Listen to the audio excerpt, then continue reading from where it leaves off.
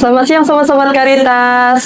Gimana nih kabarnya hari ini? Semoga sehat selalu ya. Nah, senang sekali kita ketemu lagi di episode KESI, Podcast Edukasi Karitas Hospital KM7 hari ini. Nah, seperti sebelumnya, kita akan ngobrol-ngobrol seputar kesehatan yang pastinya relate dengan kehidupan sehari-hari dan juga tentunya bersama dengan para expert di bidangnya. Nah, hari ini kita sudah bersama dengan Dr. Adrian Syahsyaniago, spesialis urologi, kebanggaan dari Karitas Hospital KM7 nih. Dokter, selamat siang dokter. Siang dokter. Gimana nih dok kabarnya hari ini? Baik, alhamdulillah. Baik, luar biasa ya dokter ya. Nah, terima kasih dokter sudah mau berbagi dan juga sharing untuk hari ini ya dok ya. Siap. Nah, baik, hari ini kita bersama dengan Dr. Adrian Syahsyaniago, spesialis urologi, akan membahas salah satu topik atau penyakit urologi pada anak nih sobat-sobat Karitas yang kita sebut dengan hipospadia. Mungkin sobat-sobat Karitas yang ada di rumah yang sudah jadi orang tua nih agak kurang familiar nih sama hipospadia nih apa sih sebenarnya dan juga bahayanya apa nih. Nah, daripada kita lama-lama bingung, kita tanya langsung aja nih ke Dr. Adrian Syahsyaniago. Apa sih dok hipospadia itu dok? Oke, kalau bicara tentang hipospadi itu artinya hipo itu di bawah ya. Kalau misalnya kita hipospadi itu, jadi lubang kencingnya atau kita kan kalau normalnya penis itu lurus dan lubang kencingnya di ujung. Kalau misalnya pada hipospadi itu dia terletaknya nggak di ujung, melainkan agak di proksimal atau di pangkal di bawah, bisa di dekat ujung penisnya atau di tengah, atau yang lebih parah lagi bisa sampai ke dekat bagian anusnya. Nah itu kan bahayanya sih dia nggak mematikan atau nggak berbahaya untuk nyawa pasiennya, cuman nanti lebih ke efek psikisnya. Jadi anak-anak itu kadang-kadang kalau dia udah sampai usia sekolah nggak ditata laksana, nggak dikoreksi, nggak dioperasi itu jadi malu, dia minder. Kadang-kadang anak-anak itu kan kencing barengan gitu rame, tiba-tiba nanti ada yang pancarannya jauh. Nah kalau pasien-pasien hipospadi ini dia pendek, tes di kaki gitu jatuhnya. Itu kalau masih kecil, tapi kalau dia udah besar, udah dewasa, nanti dia untuk berhubungan seks dengan pasangannya dia susah untuk mengantarkan bibitnya atau benihnya ke pasangan, jadi susah punya keturunan gitu maksudnya. Jadi itu. Jadi efeknya banyak ya, dari sisi psikisnya, dari sisi ketika dia sudah dewasa juga ya dok ya. Nah dok, untuk hipospadia ini sebenarnya kelainan bawaankah dok atau memang dia tuh sudah bisa didapat setelah pasiennya ini lahir dokter? Bisa dari lahir, dokter. Kalau hipospadi itu kelainan bawaan lahir, itu lubangnya terletak di bawah, kemudian bukan dari udah lahir normal terus jadi hipospadi, itu nggak, biasanya bawaan lahir memang. Kalau kedeteksi biasanya sulit ya, karena kalau kita dari hamil itu, waktu kita di USG misalnya sama dokter spesialis kandungan itu ngelihat laki-laki perempuan itu dari penisnya ada atau enggak. Kalau dia ada, dia laki-laki. Kalau ngelihat lubangnya itu sulit sekali memang kedeteksi. Jadi mungkin pencegahannya bisa dilakukan, tapi kalau untuk mendeteksi masih susah. Masih susah ya dok ya untuk mendeteksi. Jadi oke dokter. Nah untuk angka kejadiannya sendiri dok, seberapa sering sih dok untuk hipospadia ini dok? Kalau seberapa sering, kalau di buku sih dibilang relate-nya itu 1 dari kelahiran 200 kelahiran normal. Jadi misalnya ada kelahiran 200 atau 300 gitu, normal itu ada 1 yang hipospadi. Nah itu angka prevalensinya, angka kejadiannya kayak gitu. Jadi sebenarnya agak cukup sering juga ya dok. Misalnya kalau misalnya di Indonesia ini angka kelahiran laki-laki bayi itu sekitar 2 juta, mungkin kasusnya bisa 7 sampai 11 ribu dalam setahun ya dok. Iya, itu tersebar di seluruh Indonesia. Iya. Sampai Merauke. Iya. Tapi penduduknya lebih banyak di Jawa. Ini Jawa lebih banyak. Jawa lebih banyak ketemu nih berarti ya dok daripada Sumatera ini ya dok ya. Tapi lihat dulu, itu kan bergantung sama sosial ekonomi sama edukasi ibunya. Jadi hipospadi itu kita lihat bergantung, misalnya orang ibunya itu sudah tua di atas 35 kan ada risiko tinggi untuk hamil. Kemudian status gizinya, edukasi nutrisinya, nah itu penting banget. Jadi kalau misalnya jangan terlalu tua dan jangan terlalu muda, itu benar dari spesialis kandungan kalau hamil tuh. Karena nanti angka kejadian anomali atau kelainan kongenital, ini kan bicaranya kan hipospadi ini kelainan kongenital. Jadi kelainan kongenitalnya jadi tinggi. Ya kalau hipospadi aja yang tidak deadly, kalau misalnya dia maksudnya Adele ini mengancam nyawa ya. Kalau misalnya dia kelainan jantung, apa kan bisa bahaya. Jadi intinya edukasi tentang kehamilan sejak dini, jangan terlalu tua, gizinya, asupan gizi dipenuhi, dan sosial ekonomi juga pengaruh. gitu. Berarti bayi-bayi yang lahir dari ibu yang saat hamil itu usianya di atas 35 tahun harus curiga ya dok? Screening untuk hipospadia ini gitu ya dok ya. Nah dok, kalau pada bayi ini dok, apa sih tanda hipospadia yang paling mudah terlihat ya dok? Kalau anak normal itu kan dia punya kulup ya. Kulup itu kulit yang membungkus kepala penisnya. Jadi waktu lahir itu biasanya kita diperiksa mulai sama tenaga kesehatan dokter atau bidan. Kita dicek itu laki-laki atau perempuan, ada penisnya atau enggak. Yang kedua nanti dilihat testisnya ada atau enggak. Nanti menyangkut masalah testis yang enggak turun mungkin nanti di edukasi berikutnya ya. Kemudian untuk masalah penisnya ini dilihat lubangnya yang pertama. Kalau lubangnya di ujung itu normal. Tapi kalau lubangnya di bawah, makin ke bawah lagi, makin dekat ke testisnya atau buah zakarnya, itu udah hipospadia. Di situ ngenalinya sih gampang. Cuman ya untuk menata laksananya nanti kadang kurang aware masyarakat kita. Oh biasa aja, biarin aja lah nanti sunat gitu-gitu. Untuk pengaruhnya terhadap bentuk dari penisnya itu apakah ada pengaruh ya dokter? Pengaruh. Kalau hipospadi ini disertai kadang-kadang yang namanya korde atau bengkok. Jadi kalau misalnya hipospadi disertai korde itu bentuk penisnya itu menjadi bengkok dan kelihatannya jadi lebih pendek. Bengkok dan lebih pendek. Iya, jadi ada nggak cuma dia lubang kencingnya di bawah, tapi ada korde yang membuat penisnya itu lebih kelihatan melengkung. Jadi waktu ereksi, kalau anak-anak mungkin ereksinya belum terlalu kelihatan ya. Kalau udah usia sekolah baru mungkin dia morning erection atau ereksi pagi kelihatan. Jadi waktu ereksi itu melengkung dan nggak besar. Nah di situ baru aware. Jadi maksudnya tujuannya untuk edukasi kepada para ibu-ibu yang punya anak laki-lakinya mempunyai penis yang bentuk anormal, segera periksain aja, jangan-jangan hipospadi atau ada korde gitu. Jadi salah satu tanda yang lain yang harus dicurigai itu yang bengkok tadi ya dok ya, atau korde. Oke dokter, terkait dengan penyebabnya nih dok, ada pertanyaan masuk nih dok dari Sobat Karitas yang bertanya melalui kolom komentar Instagram atas nama @Faustina Lucia. Di sini pertanyaannya dok, hipospadia itu kan belum menjadi pengetahuan umum ya dok di masyarakat. Kira-kira apa sih dok yang bisa menjadi penyebab dari hipospadia ini? Ya kayak yang saya bilang tadi, faktor risiko terjadinya pada ibunya dari faktor usia yang udah terlalu tua, misalnya hamilnya di atas 35 tahun, gizi atau asupan nutrisinya, sosial ekonomi rendah ya, maksudnya itu juga pengaruh di situ. Jadi penting untuk antenatal care atau edukasi lah sebelum mau hamil, apakah usianya memang optimal atau enggak. Lebih baik mencegah jadi daripada kita udah ketemu nanti jadi banyak PR-nya gitu. Berarti kalau misalnya terkait dengan usia ibu ini ada keterkaitan sama genetik dan hormon nggak dok? Kalau hormon ibu nggak, kalau genetik itu tadi karena usia tadi sebenarnya gitu. Oke. Itu aja sih. Dokter, kalau kita bicara dengan kelainan bawaan akibat genetik itu kan ada yang diturunkan dan ada yang tidak ya dok ya. Untuk hipospadia ini termasuk yang mana nih dok? Di antara yang diturunkan atau tidak dok? Enggak, karena dia bukan kayak kita bicara buta warna. Kalau buta warna kan X-linked resesif itu, misalnya ada yang ibu orang tuanya buta warna turun nanti kemungkinannya kecil. Kalau ini nih betul-betul enggak, dia bukan, kalau bapaknya hipospadi anak pasti hipospadi itu enggak, cuma nanti dia berhubungan sama ya tadi usia tadi, habis itu faktor gizi, asupan nutrisi itu pengaruh. Tapi kalau orang tua hipospadi, jadi nanti laki-laki yang udah dioperasi hipospadi udah normal jadi nggak laku kalau kayak gitu. Enggak sebenarnya nggak kayak gitu dia. Jadi bapaknya hipospadi udah pernah dioperasi jadi normal, terus nikah jadi takut. Iya betul dokter. Jadi tidak langsung diturunkan seperti itu ya dok ya. Oke dokter. Nah masih terkait dengan pertanyaan tadi dok. Tadi kan dokter ada menyebutkan kalau hipospadia ini bisa dicegah mungkin ya dok ya. Pencegahannya tuh seperti apa ya dok? Pencegahannya ya antenatal care tadi yang saya bilang tadi. Yang penting itu bisa lebih baik lah untuk persiapan untuk menuju kehamilan yang di usia optimal. Gitu aja sih. Oke dokter.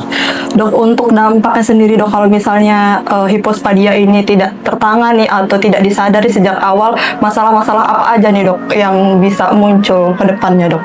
Yang terutama sih psikis anak ya, kalau saya bilang yang tadi. Dia kalau misalnya masuk usia sekolah sama teman-temannya, mungkin ada anak tuh fase genital anaknya itu ngelihat kelaminnya sendiri jadi minder atau malu. Yang kedua, nanti kalau udah besar dia sulit untuk mengantarkan benihnya ke pasangannya, ya hasilnya jadi sulit punya keturunan. Tapi jarang sih kalau udah yang tua banget itu datang hipospadi. Biasanya kalau udah terlambat tuh usia di atas 10 tahun itu udah terlambat sebenarnya. Tapi masih bisa kok, bukan artinya nggak bisa sama sekali, itu masih bisa. Tapi mudah-mudahan sebelum usia sekolah ya udah ketahuan gitu sih. Oke, berarti dengan kata lain kalau misalnya hipospadia ini tidak tertangani dok, berarti mungkin ada kelainan fungsi seksual ya dok di masa depan, berarti ketika anaknya itu dewasa. Kelainan fungsi penetrasi mungkin iya, tapi kalau secara hormon dia enggak, karena hormon itu dipengaruhi oleh testisnya dia, Mbak Mada. Kalau testisnya aman, 2 buah, ukurannya normal, itu hormonnya normal. Kalau dia penisnya itu hipospadi, kecil, bengkok, susahnya untuk waktu melakukan hubungan atau koitus atau berhubungan sama pasangannya, itu yang susahnya. Tapi kalau untuk hormonnya dia biasa aja, dia punya janggut, punya kumis, apa semua nggak ada masalah. Berarti lebih berpengaruh secara struktural. Iya, ya? bentuknya, Iya, morfologinya gitu. Betul.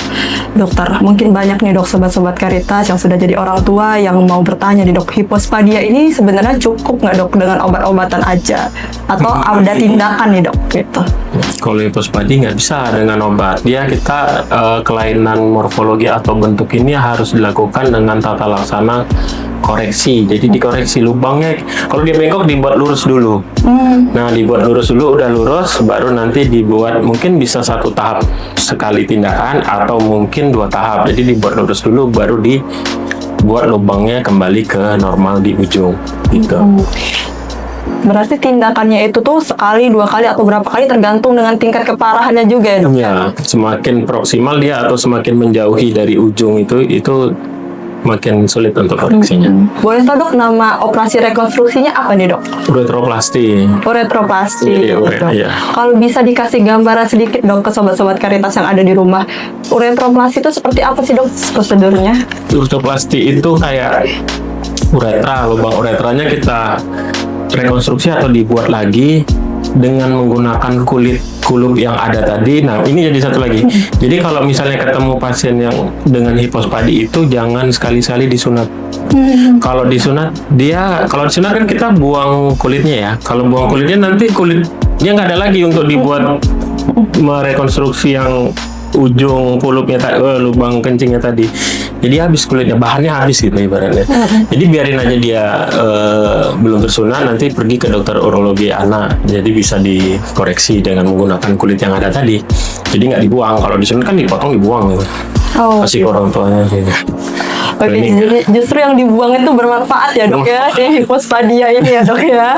Oke dokter, nah terkait operasi rekonstruksi ini dok, ada pertanyaan lagi dok dari sobat Caritas di Instagram dok, atas nama @gabriela11092004. Kapan sih dok usia anak terbaik untuk melakukan operasi rekonstruksi ini dokter? Kalau di buku dibilang tuh preschool age. Ada juga yang bilang 1 sampai 2 tahun, 3 tahun, tapi masih terlalu kecil. Kalau saya sih lebih cenderung ke preschool age. Jadi sebelum usia sekolah itu udah ditata laksana. Tujuannya mencegah supaya efek psikis atau mindernya itu nggak terjadi sama si anaknya. Tapi kalau minder dia jadi ke batinnya terganggu pula nanti gara-gara itu kejiwaannya. Jadi lebih panjang ya dok ya jadinya. Malu. Jadi sebelum sekolah kalau bisa udah dikoreksi. Oke, sebelum sekolah ya dok ya. Jadi kalau Sekolah misalnya SD atau sekolah TK gitu. Iya, kalau sudah ketemu kecurigaan ini langsung konsul aja ya dok ya ke poliurologi. Oke, nah dok, untuk operasi sendiri dok, itu pengerjaannya berapa lama sih dok untuk operasi uretroplasti ini? Variasi ya, kalau tergantung derajat keparahannya. Ketika dia makin sulit, kadang-kadang butuh sampai 2 jam, 3 jam. Tapi kadang kalau simpel yang sudah di dekat-dekat di ujung, misalnya nggak terlalu sampai bawah benar sampai ke pangkal gitu kan, di ujung-ujung itu bisa 1 jam selesai. Bisa tergantung tingkat keparahannya juga. Kalau makin parah ya, kadang kita koreksinya juga perlu waktu ya. Mungkin bisa 2 tahap malah. Oke, baik lagi tergantung tingkat keparahannya ya dok ya. Gantung musuhnya ujung Palembang. Iya betul. Nah dok, kalau kita bicara operasi ini kan pasti ada risiko sama komplikasinya ya dok ya? Iya. Apa sih dok risiko dan komplikasi yang bisa timbul dari operasi uretroplasti? Pistol paling sering. Pistol itu jadi kita udah membuat lubang baru nih. Jadi kok masih ada lubang lagi atau balik lagi dia ke lubangnya ke tempat awal. Nah, itu namanya fistal atau bocor ya istilahnya. Udah ada lubang, pertama lubangnya di tengah, kita buat ke ujung. Nah, di antara lubang awal sama akhir itu ada lubang lagi, nah itu fistal. Tapi itu nggak ada masalah sih. Yang utamanya itu kita buat lurus dulu, penis lurus dulu. Kalau udah lurus, baru nanti dibuat lubangnya. Jadi jangan sampai kadang-kadang ngelihat pasien lubangnya udah di ujung tapi masih ada bengkok, nah itu nggak boleh. Penisnya harusnya lurus dulu, baru dibuat lubangnya di ujung. Itu paling sering komplikasinya. Kalau ada fistula itu dok, apakah perlu rekonstruksi ulang dok jadinya dok? Ya, tapi jaraknya kan nggak langsung dia. Nggak langsung termada. ya, dok. Jadi kalau misalnya operasi bulan ini mungkin 6 bulan lagi, karena kita menunggu jaringan di dalam sekitar penis itu matur atau matang dulu untuk tindakan berikutnya. Nah dok, setelah operasi nanti dok, misalnya orang dengan hipospadia ini sudah dioperasi dok, apakah nanti lubang pipisnya itu, lubang kencingnya itu sudah benar-benar seperti orang normal dok di ujung? Kita buat senormal mungkin seusahanya manusia. Kalau kita nggak mungkin nyamain buatan Tuhan ya, karena buatan Tuhan itu kan sempurna. Namanya manusia itu berusaha untuk membuat senormal seanatominya mungkin. Jadi yang penting efek psikisnya menjadi tidak terganggu dan fungsi koitus atau berhubungannya menjadi optimal. Jadi seoptimal mungkin kita buat ya dok ya? Iya. Oke dokter. Kalau kita ngomongin anak-anak nih dok, habis operasi itu kan anak-anak ini suka pengen cepat main, beraktivitas gitu dok. Nah kalau misalnya untuk pasca operasi ini kapan sih dok anak-anak bisa beraktivitas seperti normal? Tunggu lukanya kering. Kalau lukanya udah kering, ya itu tergantung respon jaringan ya. Tiap anak itu kan beda status gizinya. Kadang yang udah seminggu kayak sunat biasa, udah kering udah bisa main dan aktivitas. Ada yang kalau misalnya beka atau status gizinya buruk, wah, bisa sampai 10 hari kadang. Tapi kalau bagus 3-4 hari dia udah jalan-jalan kayak biasa. Tergantung respon jaringan ya dok ya? Respon tubuhnya sih. Oke, dokter ada salah satu lagi dok dari Sobat Caritas tanya lagi dok, apa bisa nih dok kalau misalnya operasi ini dilakukan di Caritas Hospital KM7 dok? Bisa. Sejauh ini sih kalau untuk tindakan uretroplasti kita udah melayani itu, karena memang untuk bahan yang bisa digunakan nggak terlalu berat ya, nggak perlu alat khusus seperti operasi urologi lain. Kan kalau urologi ini menangani batu, prostat, laser kayak gitu. Kalau untuk uretroplasti kita butuhnya ya simple sih, kayak benang, mungkin kacamata pembesar yang saya juga ada nanti bisa dipakai. Jadi intinya bisa sih layanin. Oke dokter. Dok, untuk penderita hipospadia yang udah dioperasi nih dok, apa masih perlu kontrol rutin dok ke dokter urologi setelahnya? Kalau udah bagus, penisnya udah di ujung, kayaknya nggak aman. Selama dia bagus di ujung, nggak ada bocor, nggak ada fistal tadi, ya udah bisa dipakai, fungsinya optimal, aman. Oke, jadi kalau fungsinya sudah dipastikan optimal, nggak apa-apa ya dok, nggak kontrol lagi ya dok. Oke, nah dok, boleh dok untuk penutup ya dok ya, kasih pesan untuk para orang tua yang ada di rumah tentang hipospadia ini dok. Mungkin pesan-pesan untuk orang tua yang pertama, dari perencanaan dulu. Kalau misalnya memang mau punya keturunan, punya anak gitu, perhatiin juga umur kita berapa, status gizinya, berat badan kita berapa, tensi kita berapa, karena itu nanti berhubungan sama cikal bakal atau keturunan kita yang akan kita lahirkan. Itu aja sih. Dan untuk mendiagnosis, kalau misalnya pun separah-parahnya kita mempunyai anak dengan kelainan, jangan sampai miss atau malas periksain ke dokter, karena semakin cepat dideteksi untuk penanganannya, semakin cepat akan semakin bagus. Gitu aja.